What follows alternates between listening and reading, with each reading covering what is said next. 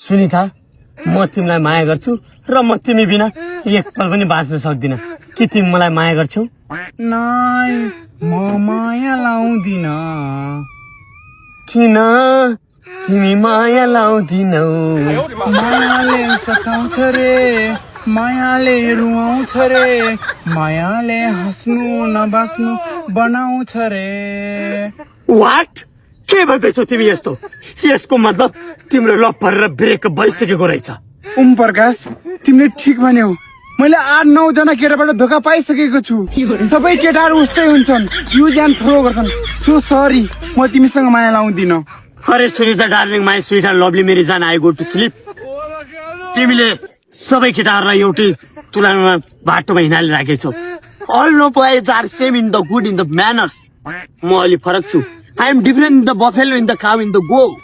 बुझ्यौ नि एकचोटि मलाई विश्वास गर wow I am so excited darling you mean तिम्रो मतलब तिमी अझै सिंगल भर्जिन छौ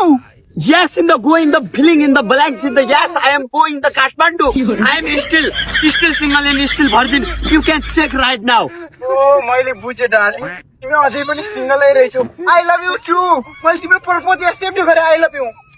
के तिमी मलाई किस गर्छौ गर्दिनौ नि म तिमीलाई किस गर्न सक्छु नो